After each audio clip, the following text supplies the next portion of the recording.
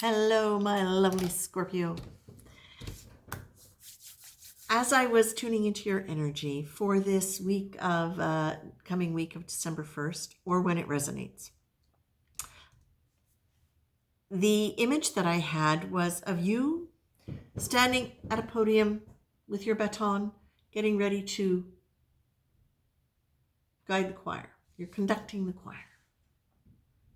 You're making sure everything is all, aligned and tuned and all the different parts are fitting together. But then all of a sudden, someone taps you on the shoulder, but you don't know who it is. Well, I do. It's the divine, because the divine is saying, it's okay. You've done a great job. Now it's time for me to conduct the choir, and you're in it. So the feeling that I'm getting along with this is that while you have been very, very able to manage a lot of things, and you've done it very well, there is a part of you that is now ready to give up the baton. But you're not 100% ready to give up the baton.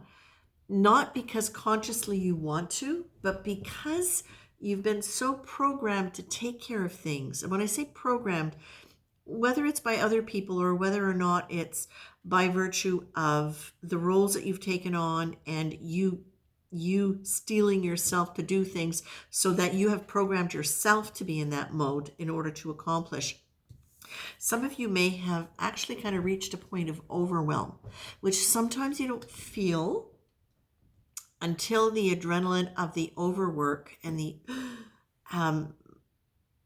I say like that in a very articulate manner, because the thing is, it's not necessarily just the things you do. It could be the amount of things that you do. It could be having been in a situation for a long time that wasn't in and of itself really intense, but the fact that it was not good for you or not right for you and you stayed in it for a long time can create that sense of overwhelm. Overwhelm is a state that happens in the nervous system, right?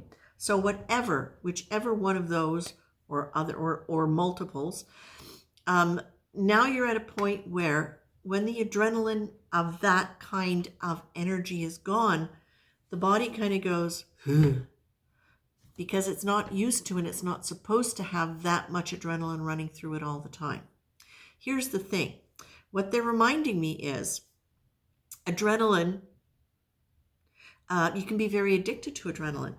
So not only will you have a lot of the neural patterns and the social conditioning to take care, but you'll also have this inclination towards doing things or behaving in ways that give you that hit of adrenaline. I mentioned this book to another sign, I can't remember who it was, Dr. Paul Pearsall, Pearsal, who, and his book on Superjoy, and he really talks about the addiction to our own chemicals in a really clear way. He predated a lot of this, the more modern positive neuroplasticity and all of these things, but his work is beautiful and extremely on point with what everybody now is coming up with scientifically. His was as well, but put in a more simple language. I really encourage you to read that, because one of the things that it certainly helped me, and I believe it's very helpful for us to understand why we'll still continue on in certain behaviors and attitudes, even though the need for them is gone. And it's because of this addiction to the adrenaline or whatever the particular chemical is in that chain. Now, what you're getting with the cards here is it's like, well, who says? Like, why can't you step back and let the divine take over? Or even just another human? Who says so? What part of you is having difficulty with that? Is it the part that's attached to the adrenaline? Is it the part of you that is just so inclined to jump in because you actually really do like to help? Check in with where that's coming from. You're being asked to experiment and do things differently. Just to gather information. So this is a really good way of getting in touch with what some of the motivation is. And I think it's brilliant that these cards are coming together in this context with this information. What might that look like? What would be an example? Say Say, for instance, let's take something really simple. Say, for instance, you have a friend or maybe an auntie, somebody that you feel kind of obliged to, but somebody who calls you and always expects that you're going to be ready to go for coffee then and there. And you always say yes because, you don't want to disappoint, or she's your old auntie or whatever. Maybe try something like saying, you know what, today isn't a great day, or, I'm going to have to change the time of that. It can't be 1 o'clock. Could we make it 11 instead?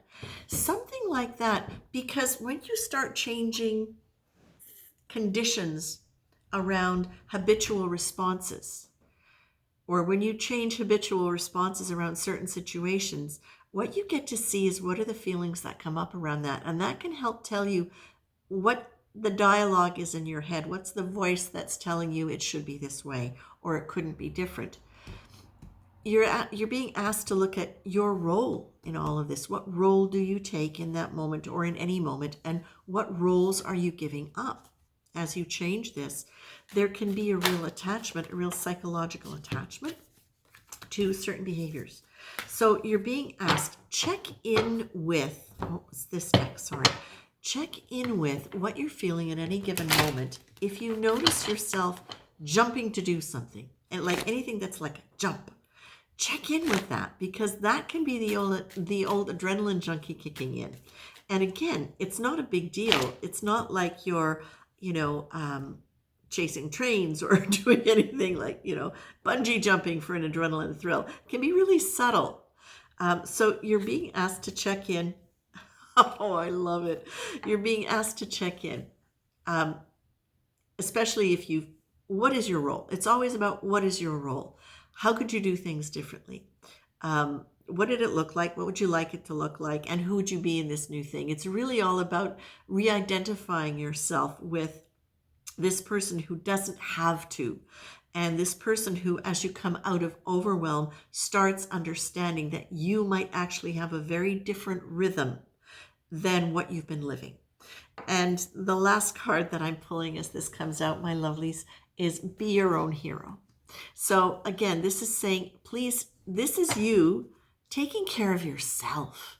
This is you doing what's right for you. Maybe you really want to go for coffee with your auntie, and that's great, but maybe sometimes you really don't. And what does that mean? How do you take care of yourself? Setting boundaries is so very often not, they start inside. They don't become external until you have them on the inside. So where can you set boundaries in yourself around behaviors that are perpetuating or that are stemming from that other way of being that brought you into overwhelm? And as you do that, you get the love card. There you go. It's twice. You're getting the love card, which is talking about, and that's very much, that just goes right with be your own hero. When you really resonate with the essential nature of who you are, who we all are, which is love, then it's so much easier to be your own hero, because being your own hero is about self-love. And Scorpio, oh my loves, this is really what you're getting to do.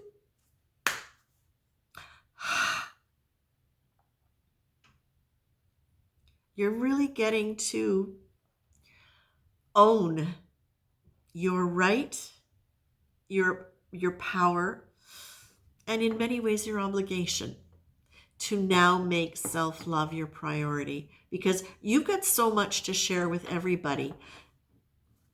And by sharing that with yourself first, by letting yourself resonate with that first, this is going to guide you to when to say yes to your auntie, when to say no to your auntie, when to change the time, all of that stuff. And that is going to keep you from going into overwhelm. Okay? You are many of you are probably healing from that right now. And when I say healing, I'll use a term that I used with somebody, recalibrating right now to a new state. And that, I think, is just like perfect. Because as you continue with this, whether you're at that stage, whether you've moved beyond it, whether it's something that's coming, Please remember, being your own hero is you loving yourself first. And as you do that, everything else sorts itself out. I'm going to leave you, Scorpios. Take care.